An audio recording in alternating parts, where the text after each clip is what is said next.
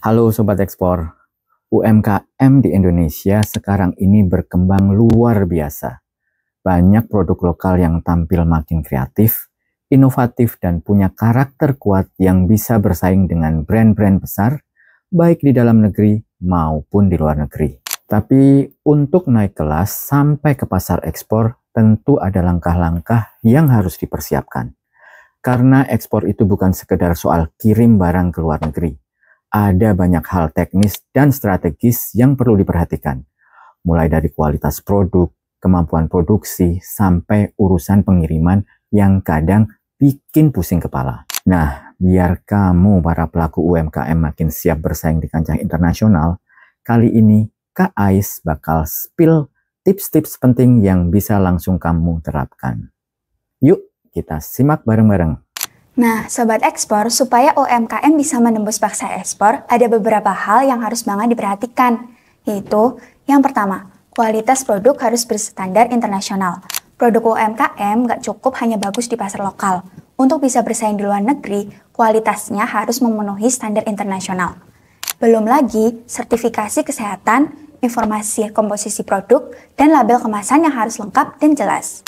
Yang kedua, kontinuitas suplai harus terjaga. Banyak buyer dari luar negeri ngeluh karena pasokan dari Indonesia cuma lancar di awal, tapi habis itu tersendat.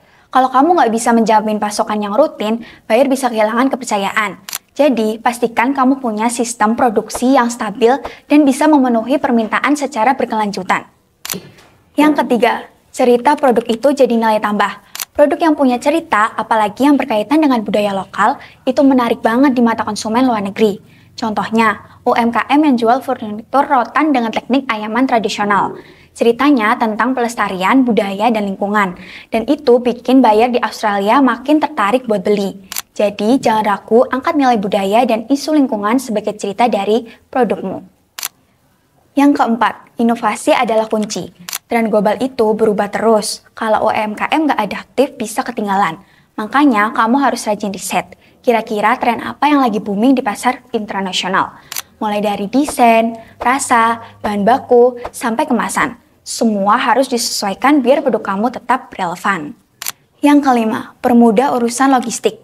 Banyak UMKM yang kesulitan ekspor karena logistik yang ribet. Padahal, kalau kamu bisa cari forwarder yang cepat, mudah, dan efisien, proses ekspor jadi lebih ringan. Dengan logistik yang lancar, kamu nggak cuma hemat waktu, tapi juga lebih tenang karena pengiriman bisa terkontrol dengan baik.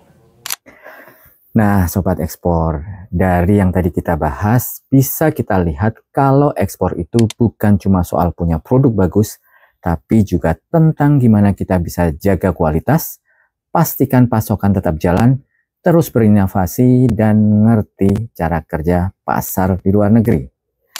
Cerita dari produk, sertifikasi, sampai urusan logistik, semuanya punya peran penting biar produk UMKM bisa diterima di pasar global.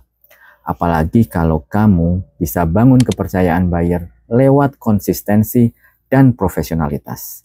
Itu jadi nilai tambah yang luar biasa. Jadi kalau kamu pelaku UMKM yang sudah punya mimpi ekspor, jangan ditunda lagi. Mulai siapkan dari sekarang, langkah demi langkah, karena peluang itu selalu ada buat mereka yang siap dan berani ambil kesempatan. Oke, tetap semangat dan salam ekspor.